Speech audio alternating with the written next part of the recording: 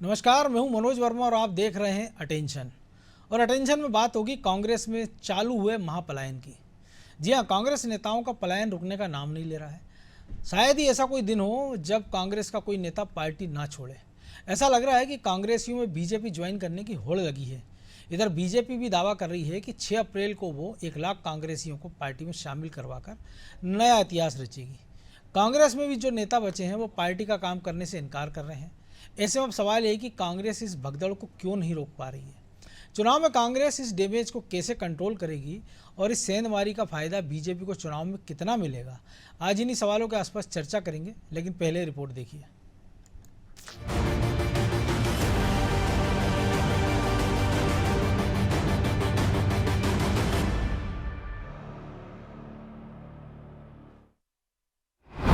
एक, दो, तीन, चार।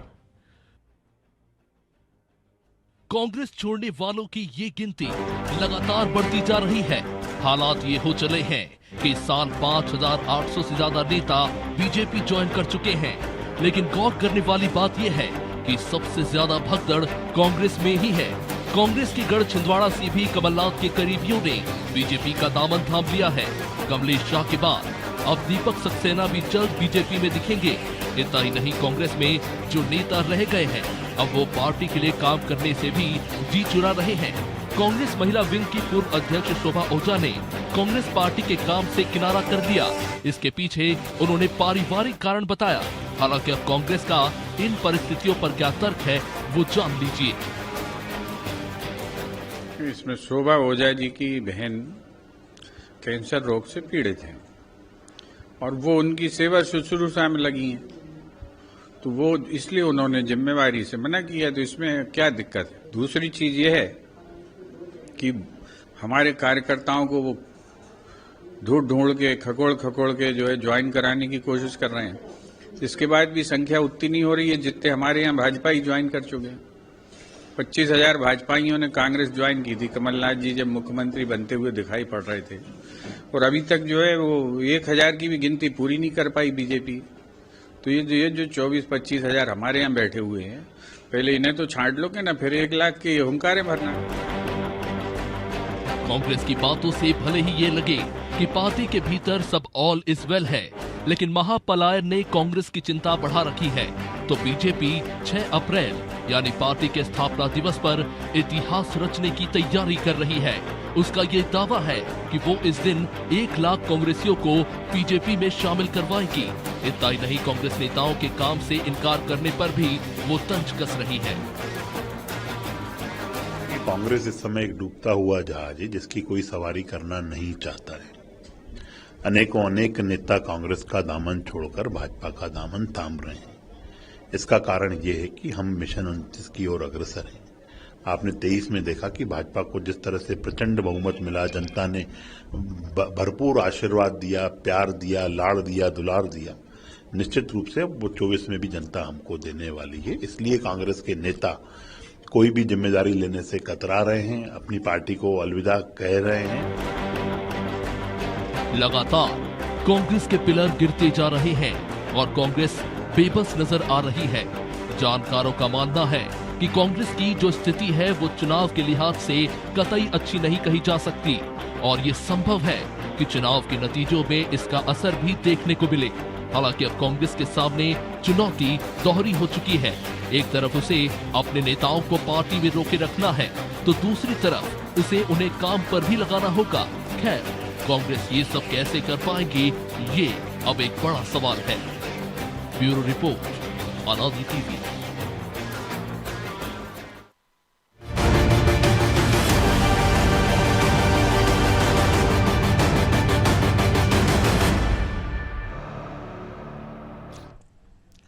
तो इसी मुद्दे पर चर्चा करने के लिए हमारे साथ जुड़ गए हैं वरिष्ठ पत्रकार रंजन श्रीवास्तव और हमारे सहयोगी प्रभु पटेरिया और ब्रजेश चौक से। वो स्वागत है रंजन जी आपका अनादि टीवी में। तो रंजन जी, ये दौड़, ये होड़ कहाँ जाकर रुकेगी? लोकसभा के पहले या लोकसभा के बाद तक चलेगी? हमने कहा प्रभु जी को, आपको, ब्रजेश जी को देख के अच्छा लग रहा है। हमें भी आपको देख के अच्छा लग रहा है। इन दोनों की डिमांड पे आपको बुलाया आज। मेरा अटेंशन आपकी तरफ दिख रहा है जी। जी सर, सवाल पूछ रहे थे आप। इतनी देर में तो 2-3 कांग्रेसी भाजपा में चले गए होंगे। तो मेरा सवाल यही था रंजन जी कि जो मौजूदा परिस्थितियां कांग्रेस की, तो ये होड़ और ये दौड़ क्या लोकसभा तक थम जाएगी या उसके बाद भी दिखाई देगी, नतीजे अगर विपरीत आए कांग्रेस की उम्मीदों के? हाँ, नतीजों से रिलेटेड है। देखिए, विधानसभा के पहले जैसे आपके प्रोग्राम में भूपेंद्र गुप्ता जी बोल रहे थे, बहुत सारे लोग आ रहे थे कांग्रेस में, लेकिन जो रिजल्ट आया मध्य प्रदेश, छत्तीसगढ़, राजस्थान, और क्यों रिजल्ट का मामला नहीं है, एक माहौल ऐसा बन गया है कि सामने विपक्ष गायब है। तो अब देखिए, 10 साल से आप सेंट्रल गवर्नमेंट से बाहर हैं, 25 साल से आप मध्य प्रदेश में बाहर हैं, 15 महीने छोड़ दीजिए, बहुत छोटा कार्यकाल है। तो आखिर वो जो कार्यकर्ता हैं वो करें तो क्या करें? उनकी पूछपरछ चाहिए, उनके लोग हैं, वर्कर्स हैं, उनके घर परिवार के लोग हैं। तो लगता है कि आखिर कब तक? एक दूसरा जो मुद्दा ये है मनोज जी, तो आपके कहने का आशय ये है कि वो हालत वो गई कांग्रेस के कार्यकर्ताओं की जैसे घर में बेरोजगार बेटा होता है कि पिता माता रोज पूछते कब नौकरी करेगा। बिल्कुल सही बात है। और दूसरा जो मुद्दा एक और है मनोज जी, अभी एक्सप्रेस ने कल एक रिपोर्ट छापी, इंडियन एक्सप्रेस ने जी। 2014 के बाद 25 बड़े बड़े नेताओं ने भाजपा ज्वाइन किया जिनके खिलाफ ईडी या सीबीआई का केस था। उसमें 10 कांग्रेस के थे और 23 के खिलाफ केस बंद हो गया। लेकिन इसमें कुछ जोड़ना चाहता हूं मैं जी। अगर दीपक सक्सेना जानते हैं तो उनके खिलाफ कोई केस तो है नहीं ईडी का। सुरेश पचौरी जाते हैं, उनके खिलाफ कोई केस तो नहीं ईडी का। तो कांग्रेस के लिए इंट्रोस्पेक्शन का टाइम है, आत्मचिंतन का समय है कि प्रॉब्लम कहां पे है। आखिर पहले भी तो चुनाव होते थे, कांग्रेस हारती थी, भाजपा जीतती थी, लेकिन जो भगदड़ मचा है, पूरे राष्ट्रीय स्तर पर जो भगदड़ मचा है, उसका कारण क्या है? और केवल आप बीजेपी को ब्लेम करके इसका कारण नहीं खोज सकते हैं। घर में आपको देखना पड़ेगा कि कारण क्या है। जी प्रभु जी, 40-40, 50-50 दशक, माफ कीजिए, साल के जो रिश्ते हैं वो तोड़ के लोग जा रहे हैं। उसके बाद आरोप लगा दिया जाता है ये तो बिके हैं, जो रंजन जी ने बताया उदाहरण कि अब मध्य प्रदेश में बात करें 2,500-3 हज़ार कांग्रेसी आ गए, उनमें से शायद ही एक आधे होगा जिसके खिलाफ ईडी सीबीआई की जांच चल रही हो, लेकिन उनमें से कई सांसद रहे हैं, विधायक रहे हैं, मंत्री रहे हैं, केंद्रीय मंत्री रहे हैं। वो लोग अगर पार्टी को छोड़कर जा रहे हैं और आप केवल ये कह दो कि साहब वो तो बिके हुए हैं, वो तो उनको तो पार्टी ने सब कुछ दिया है, वो पता नहीं किसी लालच में जा रहे हैं या क्यों जा रहे हैं, तो ये केवल ये आरोप लगा के इसको खारिज कर देना, और या फिर बार बार ये कहा जाता है कि कांग्रेस पीढ़ी परिवर्तन के दौर से गुजर रही है इसलिए भगदड़ मची है। देखिए मनोज जी, इसमें प्रधानमंत्री जो नव मतदाताओं को जो संबोधित कर रहे हैं, हम उसको देखें, वो कह रहे हैं कि जो नए मतदाता हैं उनने जब होश संभाला तब से उनने यूपीए की सरकार ही नहीं देखी। उनने तो हमारी सरकार देखी, तो उनको पुराना दिखाना है, पुराना उनको याद दिलाना है कि पहले कितने घपले घोटाले हुए थे। बिल्कुल वैसा ही मामला ये है कि 25 साल होने जा रहे हैं। रंजन जी बिल्कुल सही कह रहे हैं कि 20 साल तो हो ही गए हैं और ये कार्यकाल पूरा होगा। 25 साल से लगातार कांग्रेस मध्य प्रदेश से सत्ता से बाहर है, 10 साल से लगातार देश से बाहर है।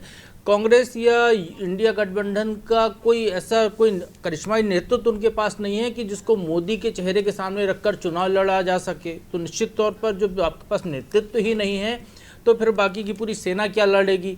तो वहाँ पर भी उनका वजन ज़्यादा है। तो अगले 5 साल फिर वहाँ पे जो है एनडीए की सरकार होती हुई दिख रही है। तो जो एक पीढ़ी है, चूंकि अब राजनीति जो बाई प्रोडक्ट नहीं है, राजनीति एक रोजगार हो गया है, अपने आप में परिपूर्ण पेशा है राजनीति। तो यदि आप उस पेशे में आ रहे हैं और 25 साल तक आप लगातार घाटे में, सूखा चल रहा है, आपका जीरो इनकम है, तो आप परिवार कैसे पालेंगे, भविष्य कैसे संवारेंगे अपने परिवार का? तो आदमी इस चक्कर में उसमें आ रहा है जहाँ पर उसको भविष्य दिखाई दे रहा है, जहाँ पे कुछ तो मिलेगा वो। ये बिल्कुल वैसे ही है जैसे मध्य प्रदेश के झाबुआ अंचल में पहले ये कहा जाता था, कुछ लोगों पर आरोप लगते थे कि वो जो है गायों को जो हाँक कर और बाहर ले जाकर बेच देते थे। वैसा ही है कि बीजेपी ने तो हाँकने वाले तैयार कर दिए अपने न्यू जॉइनिंग टीम बनाकर, और ये न्यू जॉइनिंग टीम जो है, जो भी ऐसे हैं रेवड़, उनको हाँक के अपनी तरफ ला रहे हैं, अपने चारागाह ला रहे हैं। थोड़ा बहुत तो चरने को उनको मिलेगा, थोड़ा बहुत उनका वजन रहेगा, क्योंकि हमने भी देखा है, आपने भी देखा, रंजन जी ने भी देखा, और खुद नेता ही कहते हैं कि जब सरकार बनी थी 2003 में, तो जो स्कूटर में चलता था वो आज की तारीख में स्कॉर्पियो फॉर्च्यूनर में चल रहे हैं। अंतर दिखाई दे रहा है ना। यही कांग्रेस की सरकार में जो 15 महीने कमलनाथ की सरकार बनी, तो आप देखिए कि भोपाल राजधानी में रेला पे रेला आ गया था। आप याद कीजिए कि शिवराज की सरकार थी 18 तक, तो कोई कार्यक्रम होता था, राजनीतिक कार्यक्रम या शपथ समारोह, तो बसों में भरकर लोग लाए जाते थे। कमलनाथ के जो 15 महीने का कार्यकाल आया, एक परिवर्तन ये दिखाई दिया कि बसों में लाने की जरूरत नहीं थी। कार्यकर्ता जो है अपनी 4 पहिया बड़ी बड़ी गाड़ियों में लोगों को भरकर ला रहे थे। भोपाल में जो है छोटी गाड़ियों से जाम लगता था, पहले बसों से जाम लगता था, फिर छोटी गाड़ियों से जाम लगने लगा। तो ये परिवर्तन जो है, चूंकि आप सत्ता के साथ चलते हैं तो आपका कहीं ना कहीं जो आर्थिक तौर पर समृद्धि आती है, उत्कर्ष होता है, सामाजिक सरोकार में आपका वजन बढ़ता है, तो वो सारी चीज़ें होती हैं। तो ये जब कि अब सूखा है यदि कांग्रेस में बुरी तरह, और अब कोई पीछे कोई आए जिले से कार्यकर्ता किसी कांग्रेस का, वो प्रदेश कांग्रेस कार्यालय के दफ्तर के सामने से गुजरे, जो कि link road number 1 prime location पर है, तो वहाँ पे बगैर पुता हुआ कार्यालय, उजाड़ सुनसान, 11 बजे तक ताला नहीं खुलना, बड़े बड़े नेता वहाँ पे जो यदि कहें प्रदेश स्तर के जो मझोले नेता हैं, वो बाहर पटिए पे चाय पीते हुए बैठे हुए नजर आएंगे। कार्यकर्ताओं की दहा तख्ती इंदिरा जी की प्रतिमा जी, और बीजेपी कार्यालय की तरफ आएगा तो बिल्कुल उसका बिल्कुल एक अलग ही उसको दृश्य दिखाई देता है कि वो स्विट्जरलैंड पहुंच गया है, एक तरफ रेगिस्तान पहुंच गया है। तो इतना अंतर यदि उसको यदि यहीं भोपाल में दिखाई दे रहा है, तो उधर आएगा ना जहाँ पे स्वर्ग है, वो वहाँ क्यों जाएगा जहाँ पे सूखा पड़ा हुआ, जहाँ पीने का पानी पूछने वाला कोई नहीं है, जहाँ पर खाने के लिए कुछ नहीं मिलने वाला है, जहाँ बैठने के लिए कोई कुर्सी ऑफर करने वाला नहीं है, जहाँ के नेता को बाइट देने के लिए सड़क पर आकर खड़ा होना पड़ रहा हो। तो इससे आप अंदाजा लगा लीजिए कि उस पार्टी की क्या स्थिति होने वाली है। तो क्यों वहाँ पर कोई रुकेगा, चाहे दीपक सक्सेना हो या कोई और कार्यकर्ता हो। तो लेकिन ब्रजेश जी, आर्थिक रूप से भी अगर देखें तो लेकिन संजय शुक्ला हो, संजय पाठक जो कई साल पहले चले गए हैं, विशाल पटेल है, अरबपतियों की लंबी फहरिस्त भी थी कांग्रेस के पास, वो भी बीजेपी के दामन में थाम रहे हैं। तो ठीक है, उनको भी हो सकता है उद्योग धंधों की चिंता हो, लेकिन आम कांग्रेसी बेचारा क्या करे वो। देखिए मनोज जी, आम कांग्रेसी भी यदि हम ग्रामीण पृष्ठभूमि में जाएं या छोटे से कस्बे में जाते हैं, गांव में भी जाते हैं, तो आम कांग्रेसी भी वहाँ पे बड़ा पावरफुल होता है कि यदि उसकी सत्ता है तो आप देखिए राजनीति कहाँ से चलती है, उसकी थाने से चलती है, तहसील कार्यालय से चलती है। जब आप देखिए 20 साल से आप सत्ता में ही नहीं है, तो ना थानेदार आपको पूछ रहा है, ना थानेदार नहीं पूछ रहा है, तो जनता जिसके लिए आप काम करते हो, जिसकी सेवा करना चाहते हो, वो भी नहीं पूछ रही, वो भी पटवारी आपको ना पटवारी घास डाल रहा है आपको, ना आपके जो समर्थक हैं उनको मुआवजा उस हिसाब से मिल पा रहा है, क्योंकि कुछ ना कुछ तो बदलाव होता है। सरकारी अधिकारी भी सत्ता के साथ चलते हैं, वो उन लोगों को ज़्यादा तवज्जो देते हैं जो सत्ता से जुड़े रहते हैं, सत्ताधारी दल के लोग होते हैं, कार्यकर्ता होते हैं, उनकी पूछ परख ज़्यादा होती है, उनको कुर्सी मिलती है बैठने के लिए, चाय पानी होती है। इससे जो छोटा कार्यकर्ता, उसकी राजनीति तो वहीं चमक रही है ना, वो गाँव का नेता है। यदि हम विधायक की बात करें तो वो देश का नेता है। यदि सुरेश पचौरी आ रहे हैं तो कहीं ना कहीं उनको पार्टी ने नज़रअंदाज किया होगा, उनके जो समर्थक हैं उनकी वो मदद नहीं कर पा रहे होंगे, उनको टिकट नहीं दिलवा पा रहे होंगे, उनको किनारे कर दिया होगा। तो सबका अपना अपना आत्मसम्मान है और अपनी अपनी जगह पर है। तो मुझे लगता है वो बहुत सारी वजह हैं। और जिस तरह से जो बीजेपी राम मंदिर का मुद्दा लेकर आई है, कांग्रेस ने जिस तरह से राम मंदिर के मामले में जो कार्रवाई की है, या कह सकते हैं न्योता ठुकराया, और जिस तरह के बोल आए हैं, तो कहीं ना कहीं एक जो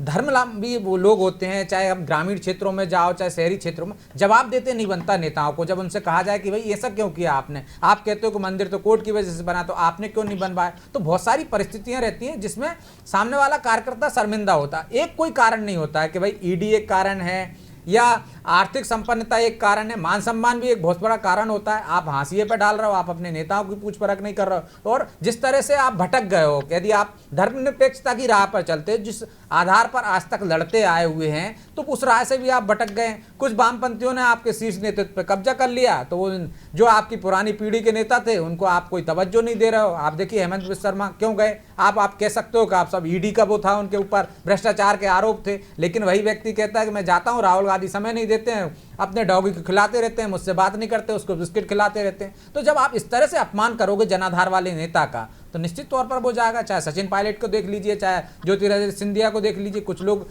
खून के आंसू घूंट पीकर रह जाते हैं। यदि अपमान के घूंट पीकर रह गए सचिन या पायलट, तो हो सकता है कल को वो भी आ जाए। लेकिन जो आत्मसम्मान वाला व्यक्ति है, चाहे वो ज्योतिरादित्य सिंधिया हो, चाहे सुरेश पचौरी हो, वो भी आएंगे, आपको देखिए। और दूसरा एक कारण जो रंजन जी ने भी बताया, प्रभु जी ने भी बताया जी। कि जो आर्थिक संपन्नता भी चाहिए आपको। आपके काम कोई जरूरी नहीं है कि सत्ता के माध्यम से आप आर्थिक संपन्न हो रहे हो। जो संपन्न है वो सत्ता के साथ भागीदारी करके आप आगे बढ़ सकते हो। आप पीछे कोई नहीं रहना चाहता। यदि किसी का व्यवसाय है, किसी का वो है, तो आपको एक तो तरह से संरक्षण तो चाहिए आपको। अब कांग्रेस में क्या है, कांग्रेस में आप रहोगे तो उन्होंने कहा कि संजय शुक्ला है भाई, पैसे वाले व्यक्ति हैं, इनको लोकसभा भी लड़ा दो, इनको महापौर भी लड़ा दो, इनको विधायक भी लड़ा दो। मालूम है सामने वाले को कि मैं हार जाऊंगा, लेकिन मजबूरी में पार्टी का मान रखने के लिए लड़ रहा है। आप देखिए क्यों पलायन कर रहे हैं उनके नेता। एक राजस्थान में 12 दिन बाद मिला, वो चुनाव नहीं लड़ना चाहता। शोभा ओझा कह रहे हैं कि मैं नहीं करूंगा, सत्यनारायण पटेल कह रहे हैं मेरे पास जिम्मेदारी नहीं है। भाग क्यों रहे हैं? क्योंकि आप उन पर जिम्मेदारियां डाल रहे हो। उनके पास जो खजाना है उस कि अगर कमलनाथ चुनाव नहीं लड़ रहे हैं, अगर दिग्विजय सिंह मजबूरी में लड़ रहे हैं, विवेक तनखा नहीं लड़ रहे हैं, सचिन यादव की बात आप कीजिए, अरुण यादव की बात कर लें, लेकिन रंजन जी जिस पार्टी के पास विधानसभा 40% वोट शेयर मिला हो, उसके बाद अगर उसके नेताओं में पलायन है, तो कहीं ना कहीं गलती तो कांग्रेस के अंदर से भी नेतृत्व की होगी ना। क्योंकि अकेले लालच या लोभ या भय से नहीं जा रहे होंगे लोग, क्योंकि पब्लिक तो वोट कर ही रही है आपको। हाँ मनोज जी, मैंने यही बात कही थी कि कांग्रेस को आत्मनिरीक्षण की जरूरत है। ईडी सब कुछ नहीं है, भाजपा सब कुछ नहीं है। आप लोगों को आइडियोलॉजी के नाम पे या कांग्रेस की विचारधारा के नाम पे या जन मुद्दों के नाम पर अपनी पार्टी को रोक क्यों नहीं पा रहे हैं? जो ब्रजेश जी करे, मैं बहुत सहमत हूं उनके बात से। आत्मसम्मान भी बहुत बड़ी चीज होती है। जो 15 महीने की सरकार थी, ठीक है, लेकिन जैसे आप 1 महीने 2 महीने पहले चुनाव हारते हो, आपकी राज्यसभा की सांसदी का कार्यकाल खत्म हो जाता है, फिर ही आत्मसम्मान क्यों जागने लगता है? मैं एक और चीज बताता हूँ मनोज जी। देखिए, एक एग्जाम्पल है, यहाँ पे कांग्रेस की हार हुई अभी 2023 में जी। ठीक है। कमलनाथ से राहुल गांधी नाराज थे, बात नहीं कर रहे थे, एक मंच का दिखाया गया जहां वो इग्नोर कर रहे हैं।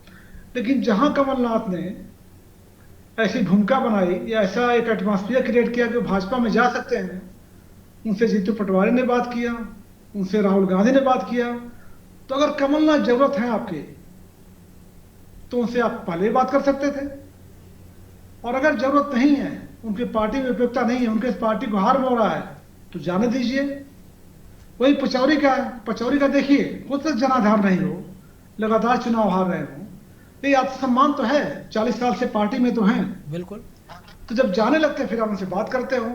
तो जब पार्टी में एक सिस्टम होता है मिलजुल के चलने का, मिलजुल लड़ाई लड़ने का, तो वो सिस्टम खत्म होता जाता है। आप याद कीजिए, पिछले चुनाव के बाद अभी जो हार हुई है, राहुल गांधी या प्रियंका गांधी या कोई खड़गे साहब, मैं चुनाव के बाद की बात कर रहा हूँ। नहीं तो ये मिलजुल के लड़ने का कॉन्सेप्ट तो अभी भी है ना। पहले हमने देखा कि जब सरकार बनी 18 में, तो कमलनाथ दिग्विजय सिंह मिलकर सिंधिया से लड़ने लगे थे।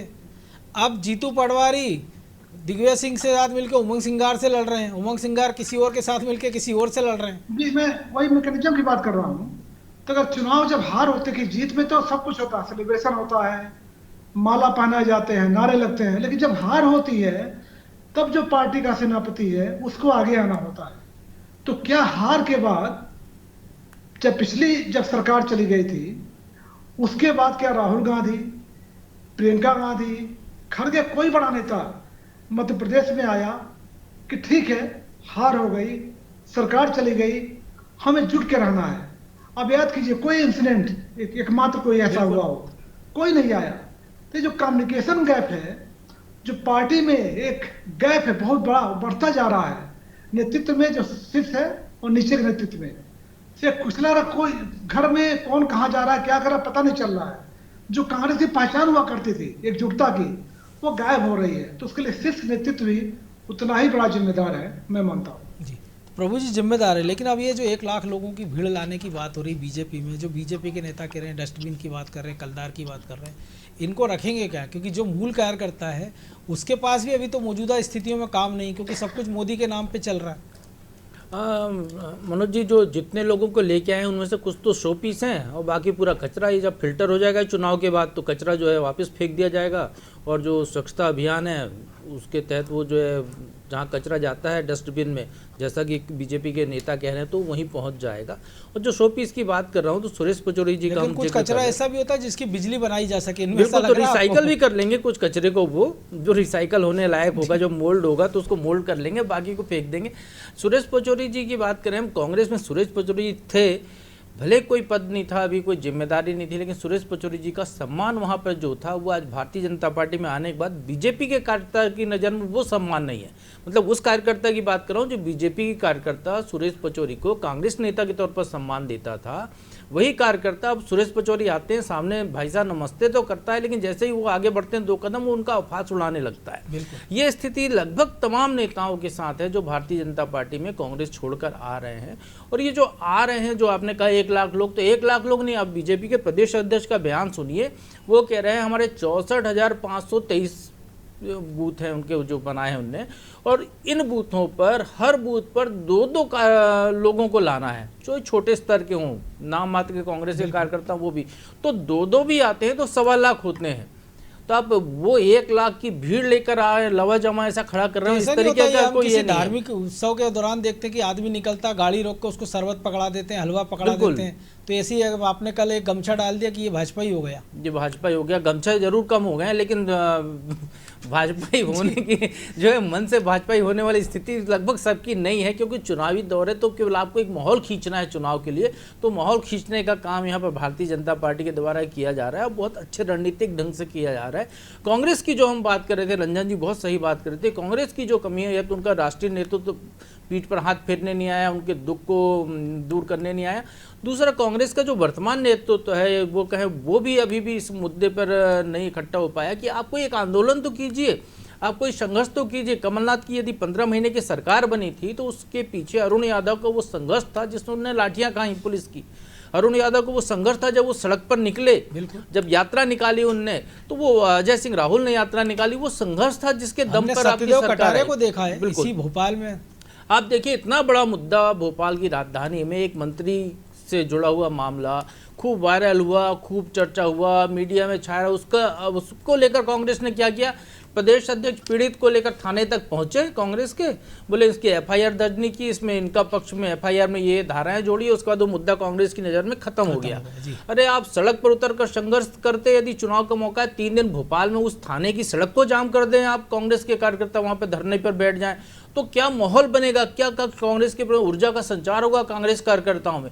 वो सारी चीजें करनी नहीं कांग्रेस को, सिर्फ कांग्रेस में बयानवीर नेता भरे पड़े हैं, बयान दें और या पलायन करना जो कर रहे हैं उनको गाली दें, क्योंकि जो भी कांग्रेस छोड़कर जा रहा है, आप ये देखिए कांग्रेस को छोड़कर जाने वाले हैं, कांग्रेस की रीति नीति की बुराई नहीं कर रहा है, वो राम सनातन के नाम पर जा रहा है, राम के नाम पर जा रहा है, वो विचारधारा की बात कर रहा है। तो कांग्रेस की विचारधारा कहाँ गई, जिस विचारधारा को 40 साल तक जी रहे थे, अचानक उसको तिरोहित हो जाती है उनकी। तो ब्रजेश जी, अचानक तो वैसे कुछ चीज़ होती नहीं राजनीति में, लेकिन कई बार होता भी है, क्योंकि हम देखते हैं कि विजेंद्र सिंह बॉक्सर जैसे रात में एक ट्वीट करते हैं वो, और सुबह वो भाजपा ही हो जाते हैं। ऐसे तमाम सारे नेता हैं जिनका हृदय परिवर्तन अचानक से हो जाता है। लेकिन केवल क्या इतने भर से इनका काम चल जाएगा, या जो प्रभु जी कह रहे हैं कि छटनी होगी, लेकिन जब होगी तब होगी। लेकिन अगर नतीजे कांग्रेस की उम्मीदों के विपरीत निकले, जिसकी आशंका खुद कांग्रेसियों को है, तब कांग्रेस फिर क्या करेगी? देखिए मनोज जी, एकदम कुछ नहीं होता है। यदि कांग्रेस ने अपने संगठन पर शुरुआत से ही ध्यान दिया होता तो जिस तरह घुन लगता है ना, धीरे धीरे वो लकड़ी को बुरबुरा कर देता है, पूरा खा जाता है, वैसे ही कांग्रेस ने अपने संगठन में कार्यकर्ताओं को गढ़ा नहीं। अपने संविधान के बारे में कांग्रेस पार्टी क्या है वो कहते रहे कि हम संघर्ष से उपजी पार्टी है, संघर्ष करने वाले तो चले गए। अब वो कौन बचे हैं जिन्होंने संघर्ष देखा ही नहीं है? उन्होंने सरकारें देखी हैं, एसी रूम देखा है, तो संघर्ष करना भूल गए। वो संघर्ष जिन्होंने किया था वो अब कांग्रेस में कौन है बताइए? कौन सी पीढ़ी का उस पीढ़ी का व्यक्ति है जो संघर्ष करके आया? गिने चुने लोग होंगे, वो किनारे पर बैठे होंगे जिन्होंने संघर्ष किया होगा, लाठियां खाई होंगी। कांग्रेस के आंदोलन देख लीजिए आप, बरसों से अपन देखते आ रहे हैं कांग्रेस के आंदोलन में जब लाठी की बारी आती है, लेकिन जो हो सकता है कि वो जो देख रहा हो उसी में पालन कर रहा हो, कि वो देखता है सिंधिया चुनाव हारते हैं, सरकार गिरा देते हैं, तो इसलिए वो भी भाजपा में जा रहा है। वो देखता है कि कमलनाथ अपने पसंद की नहीं होती है तो वो बायो बदल लेते हैं, घर पे भगवा लगा लेते हैं, दिल्ली चले जाते हैं, तो उसको लगता है जब ये जा रहे हैं तो हम क्यों यहाँ रहें। तो कांग्रेस का उसमें दोष भी कांग्रेस का ही है ना कि उसने कार्यकर्ताओं को वैसा गढ़ा नहीं है। कार्यकर्ताओं में अपनी वैचारिकता, तो कांग्रेस खुद पलट गई ना, जो उसकी विचारधारा थी उस पर कहाँ रही। वो उस विचारधारा पर अमल ही नहीं कर रही। वो तो हनुमान चालीसा करने लगी है, वो तो राम भक्त बन जाते हैं, कभी मंदिर जाने लगते हैं, कभी कुछ और बोलने लगते हैं, कभी राम भक्तों को गालियां देने लगते हैं, कभी कहते हैं मंदिर का ताला तो हमने खुलवाया था। तो ये जो कांग्रेस में द्वंद्व चल रहा है ना मनोज जी, इसका ये हालात इसी की वजह से हुए। आप एक लाइन पे अटल रहते, संघर्ष करते रहते तो आपको सफलता मिलती। बीजेपी अपने मुद्दों से भटकी क्या, अपने एजेंडे से भटकी क्या? तब कहा जाता था कि साहब देख लीजिए, जब बिना सब सहयोग लेकर, सबके साथ लेकर सरकार नहीं बन सकती। अडवाणी जी कहाँ चले गए, जिन्ना जी की मजार पे चले गए, क्या हाल हुआ उनका? आप अटल रहोगे अपने मुद्दों पे तो लोग आप पर भरोसा करेंगे। आप डमाडोल हो गए कभी इस पाले में कभी उस पाले में, तो जिस तरह से कांग्रेस में जो लोग आ रहे हैं, उसके लिए उसको लगे ना, जो कांग्रेस में आ रहे हैं ना, उस पर बता रहा हूं मनोज जी, में जो आ रहे हैं वो आप देखना, वो एक तरह से संदिग्ध अपनी पार्टी में हो गए। जो वापस भी चले जाएंगे तो उनका उतनी इज्जत उनकी बनेगी नहीं। तो बीजेपी ने तो एक तीर से दो निशाने साध लिए। आप ले भी आए भीड़ में, जो रिसाइकल होंगे उनको रिसाइकल कर लेंगे, बाकी को संदिग्ध आपने बना ही दिए। तो कांग्रेस को नए सिरे से खड़ा करना पड़ेगा अपने कार्यकर्ताओं को, तो उन पर भरोसा हो पाएगा। ये लौट कर भी चले जाएंगे तो उतना मान सम्मान नहीं मिल सकता। भरोसा भी तो तब बनेगा ना जब लीडरशिप उसकी ऐसी होगी, और शायद सबसे बड़ी कांग्रेस के साथ दिक्कत भी यही है। बहरहाल समय इतना ही था, बहुत धन्यवाद रंजन जी आपका। तो निश्चित तौर पर कांग्रेस में महापलायन का जो दौर चल रहा है, अब वो कब जाकर थमेगा ये ना कांग्रेस ही जानते हैं, ना ये जो भाजपा है वो जानते हैं। कांग्रेस ही उम्मीद कर रहे हैं कि जल्दी से जल्दी चुनाव हो जाए और शायद नतीजे उनके पक्ष में आ जाए मध्य प्रदेश में ही, तो ये भगदड़ रुक जाए। और शायद ये उम्मीद भाजपाई भी कर रहे होंगे कि ये पलायन का सिलसिला कहीं तो थमे, क्योंकि जो मूल भाजपाई है वो भी कहीं ना कहीं इस पलायन महापलायन के बीच खुद को ठगा सा महसूस कर ही रहा होगा। अटेंशन में आज इतना ही, मुझे दीजिए इजाज़त और आप देखते रहिए अनादि टीवी। नमस्कार।